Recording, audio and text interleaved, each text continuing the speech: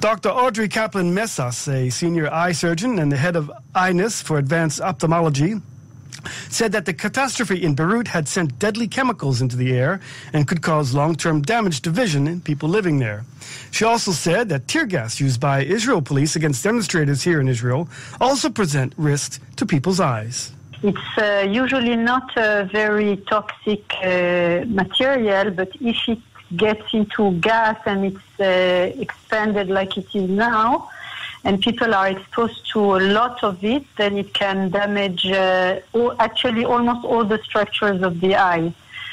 More the anterior structures that are more exposed, like the cornea, the conjunctiva, but it also gets into the anterior chamber.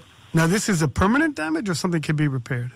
So there is the first phase is a very acute phase where there is like exfoliation of all the protection, like you will have bubbles on your skin, then you have the same thing on the cornea and the conjunctiva.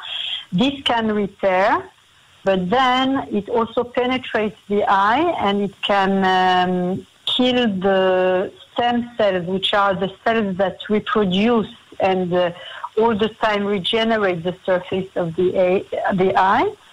And also because it can attack the ciliary body, which is the part of the eye that produces the liquid in the eye, it can cause glaucoma. And this is severe damage.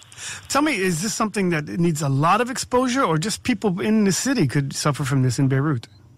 People in the city could suffer from it. Of course, the more you are exposed, the more you will get severe because it will penetrate more. So, but even the largest population might have like a severe irritation of the eye, like red eyes, foreign body sensation, dry eyes for a short or longer term. And how long does this last? I mean, this ammonium nitrate in the air, is this something just going to dissipate after a couple of days? In the air, it's going to last for a few days depending on the climate. In the eye, it takes at least, to the eye that has been exposed, it takes around a week for the eye to remove the material, the chemical that has been absorbed. And then we can evaluate what is the real damage. What a tragedy. Let me ask you about something closer to home. We have protests going on here in Israel, and sometimes the police use maybe tear gas or even pepper spray. Could those be damaging to the eye? Yeah, this also can cause, it's about the same thing, like it can cause a severe dry eye and red eyes and burning eyes. And when the eye is red and full of blood and everything, it means something. So this may not cause a definitive glaucoma like what happened in Beirut, but it can also affect the surface of the eye. Is there something that can be done you can wear, perhaps? Does glasses help? Yeah, sure. If you wear goggles, then it's better because you won't be affected directly.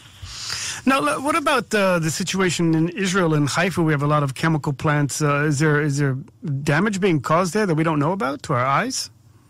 We don't have enough data on this, and I think it's very minimal exposure, but I'm not aware of something that has been proven that is exposing. It's much, much more diluted. These chemicals, if they are handled properly in a secure way, and there is no major explosion, they are not supposed to be toxic for the eye. Dr. Audrey Kaplan-Messas, a senior eye surgeon and the head of EYENIS for advanced ophthalmology.